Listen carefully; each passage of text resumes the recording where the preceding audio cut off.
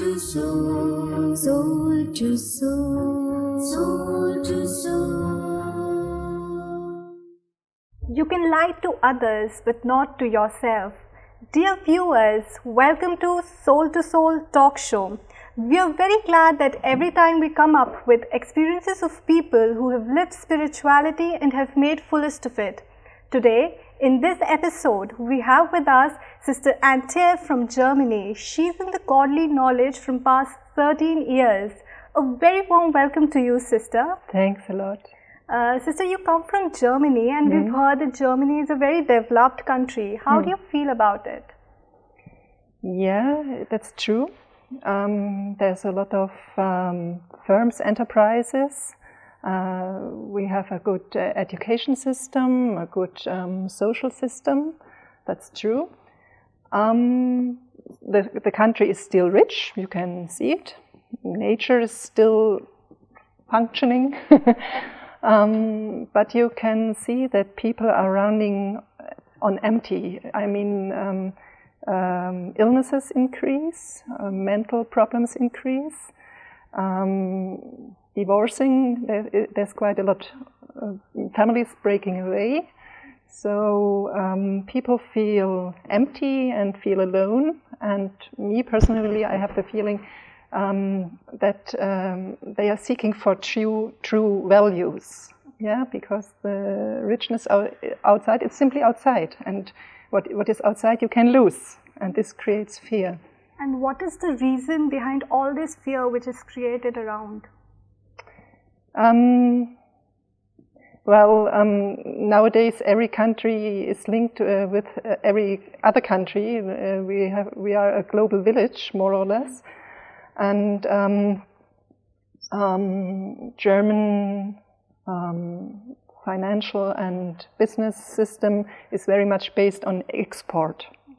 So if other countries are poor, we can't sell anything on the practical level. Yeah, that's one point. The other point is that there are many crises outside, and the people from these countries want to come to rich Europe, especially rich Germany, and we have to deal with this. Yeah, there's a responsibility. We are not alone.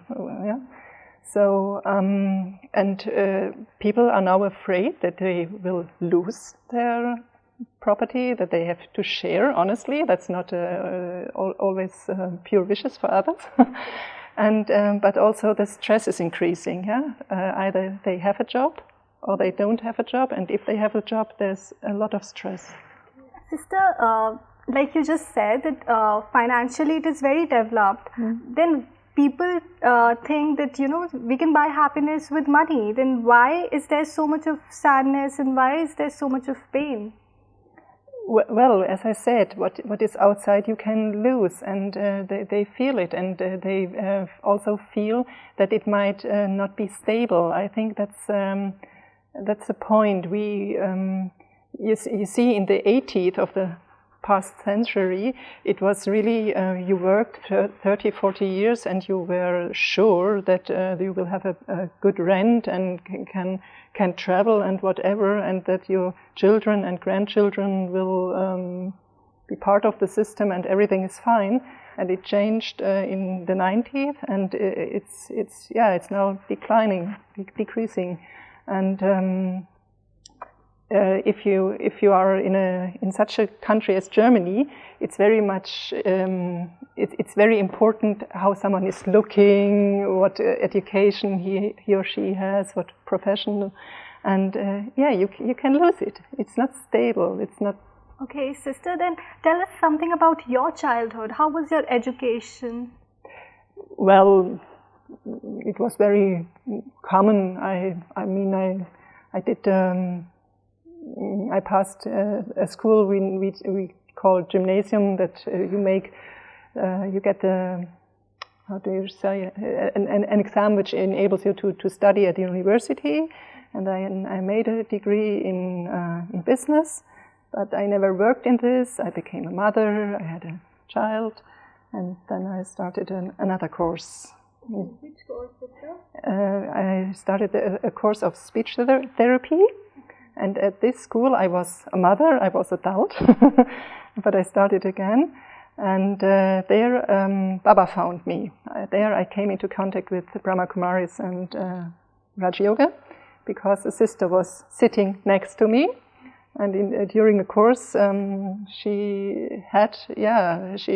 looked at her, I thought, what is this curious little woman doing? And she didn't do anything, she was just sitting. And now I know she was remembering Shiv Baba. And at this moment I was pulled inside and upwards, and I had the vision of a tiny little point of light, and it was dark around. Okay, so this all happened in your first meeting with the sister? Yeah, in one of the first days. Yeah, really. Yeah. Sister, were you very religious from your childhood? No. My parents were Protestant, Christian, but not so deeply, and we believed more in science. Okay, and what were your belief system?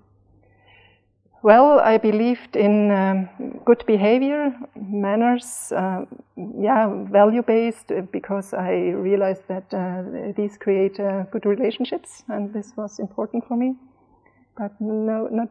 And I always hoped that one day someone might explain me how and who God is, but I didn't believe that it would happen.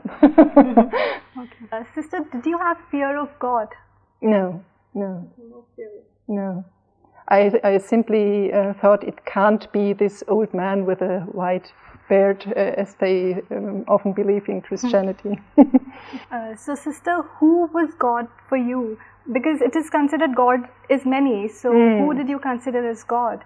No, I didn't have a proper idea, but for me it was sure, if there's a God, it must be one. Yeah.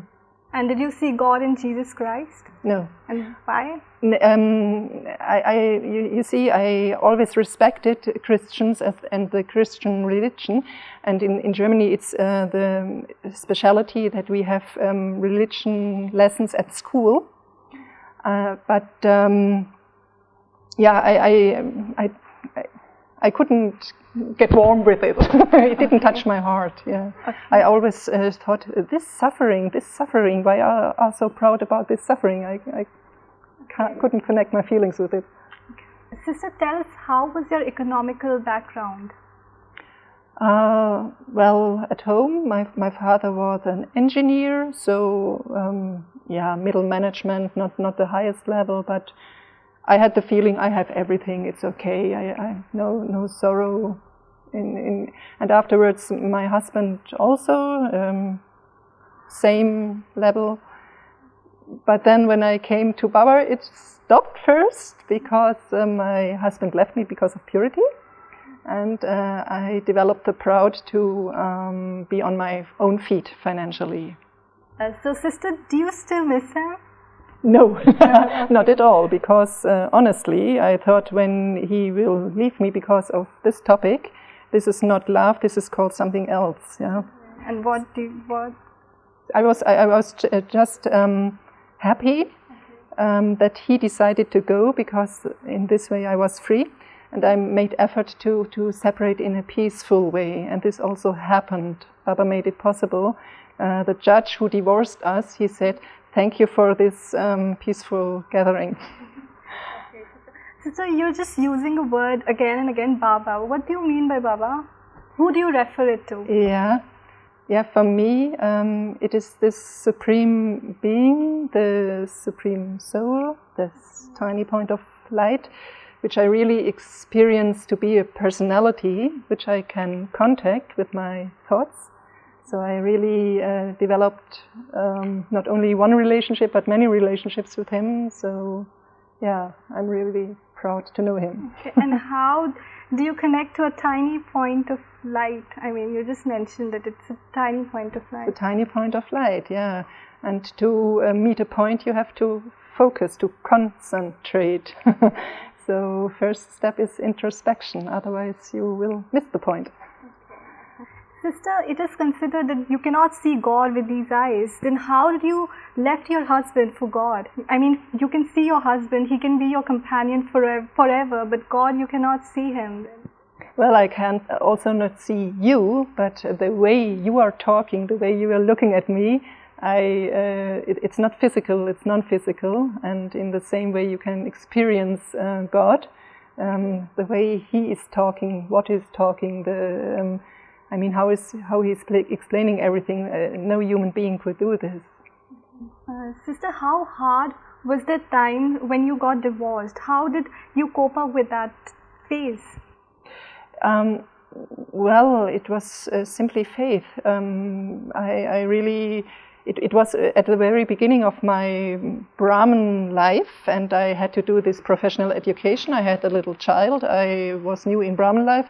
I simply had the feeling, let go of everything on the outside, what is so hard for the German people, and fly with this faith. That's all. And sister, don't you think it was a blind faith? No.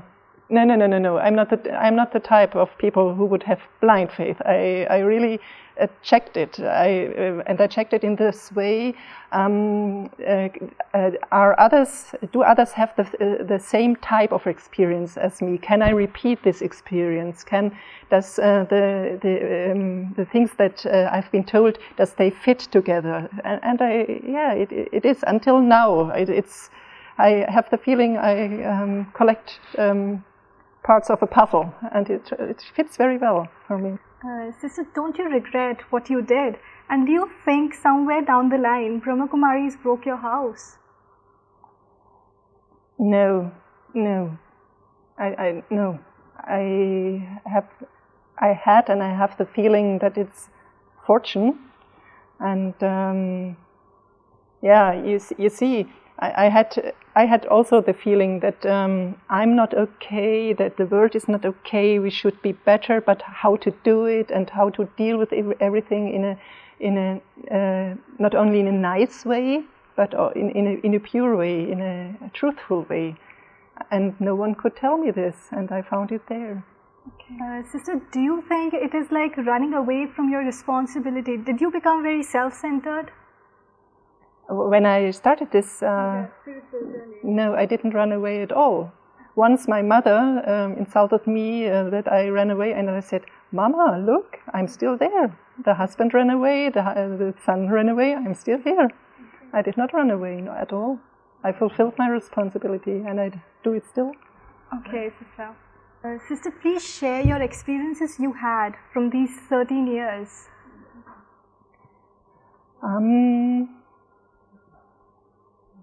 When I started the course, I had two main questions. The first was who and how I really am, and the second was how to perform righteous actions. And I'm still on the way, but I come more and more to the point to experience myself. Okay. Even in Christianity, you taught about righteous actions. Then what was the difference in the knowledge shared in both the places? Well, I can't say it profoundly because I never was so deeply in the Christian religion. But for me, one important aspect is Christians believe very much in love, and this is a great quality. But if the love is for physical beings, it easily turns either into lust or into attachment, and then it's no more a divine quality. And they pronounced always love, love, love. And for me, it has to be balanced with power, with law, spiritual laws. What do you mean by spiritual laws?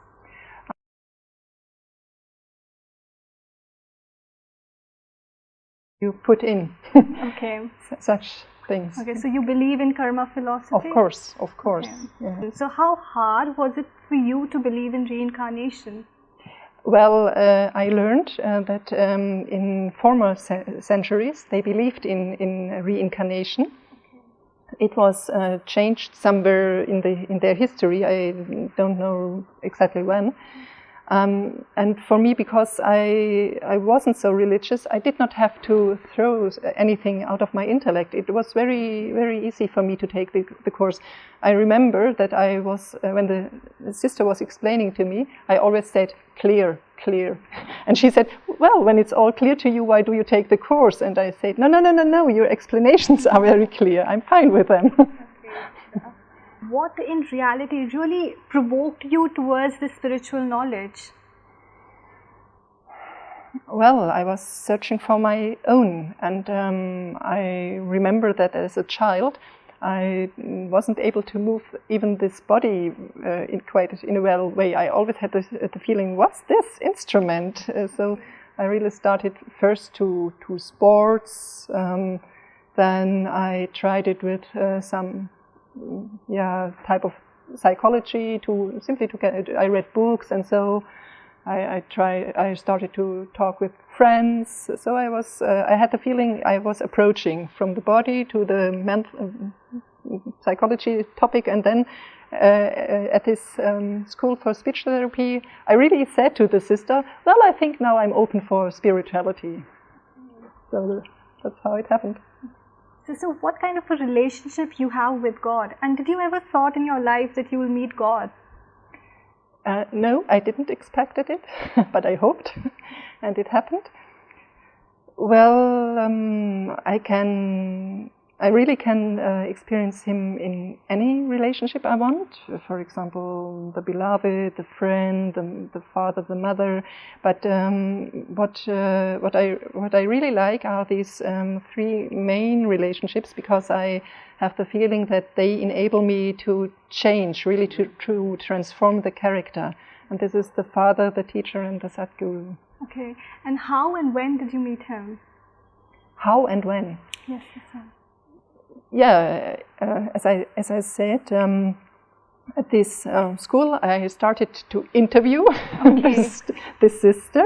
What are you doing? She talked about Raj Yoga, and I said, well, I think I'm interested in this course. And she looked at me very deeply, and I had to ask 3 times for the course. At the 3rd time I said, well, if you don't like, you needn't give me the course, and then I got it. Very, very relaxed, sometimes in the center, sometimes in the park, with pictures, without pictures. So how was your experience when you first time came to Mount Abu, the headquarters? Mm-hmm.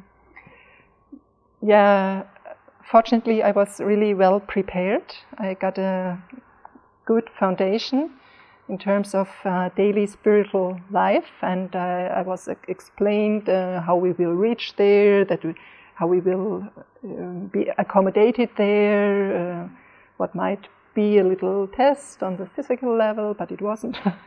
So I really had the feeling, and before we started our journey, the sister asked me, why do you want to go to Mount Abu, to Madhuban? And I said, well, I just want to go home. Okay. So did it felt like home? Yeah. Okay. So sister, do you come every year?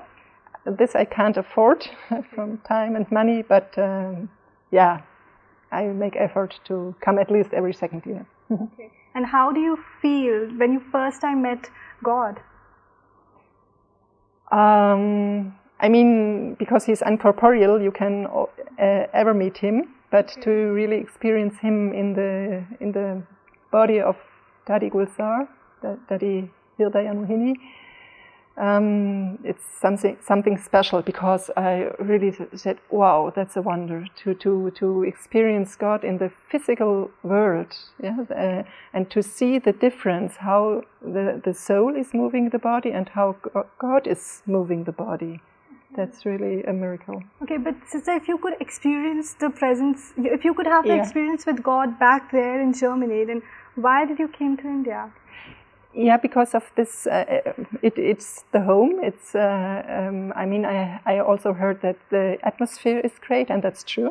They created here a tremendous energy, which you don't have at your home center. And to have the fortune to meet God in the physical world. I come here to meet God.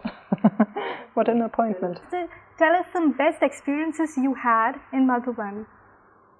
Wow, there are so many. Where shall I start? Well, then I take a actual one.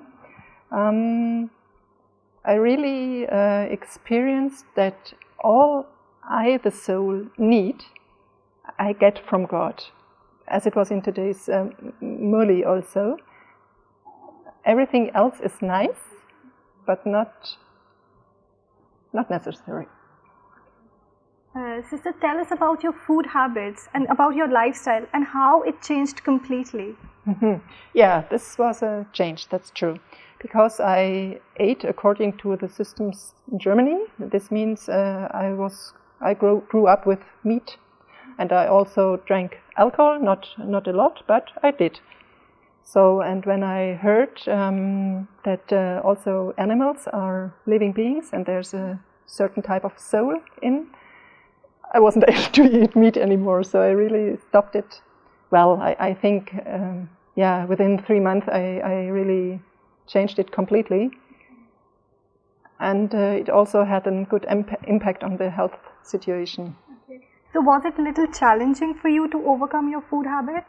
No, because this was really a determined decision, I remember that. And I was never again attracted to meat and alcohol or even garlic. I really stopped it. And how did your family members reacted when you started following the path of spirituality? Well, for them it was too quick and too,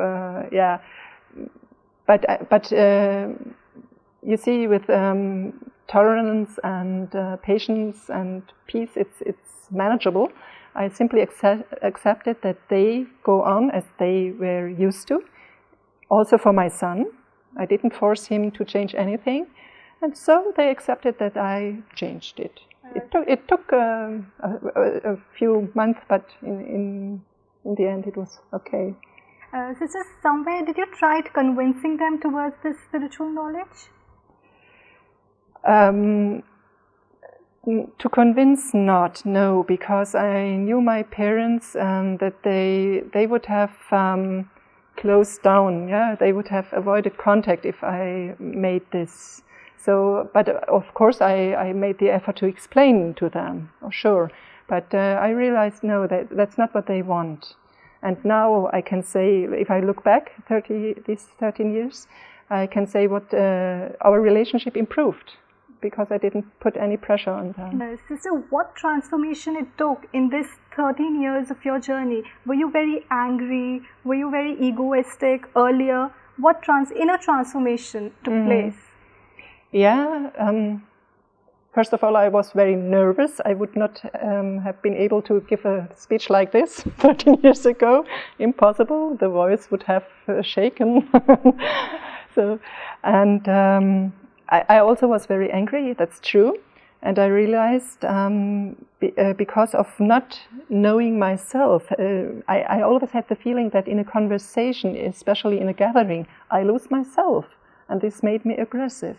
So, and to practice this meditation of the soul consciousness, the connection to God, this made me not selfish, but self-centered. Okay. And that's good. You wouldn't have been a BK, then what would you have been? Well, I think I would have ended up not so fine. I would not even imagine it. Yeah.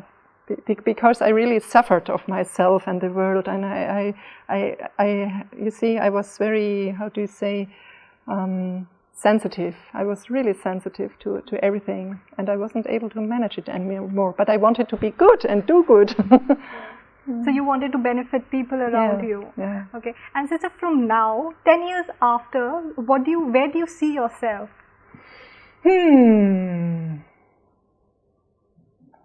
I make effort really to imbibe all what I heard, so that I really do hardly have to speak, but that people say, well, yes, she is an example for what she's telling. Thank you so much, sister, for sharing your experiences with us. It was great having you with us. Viewers, we'll continue our chat in the next episode. Till then, goodbye.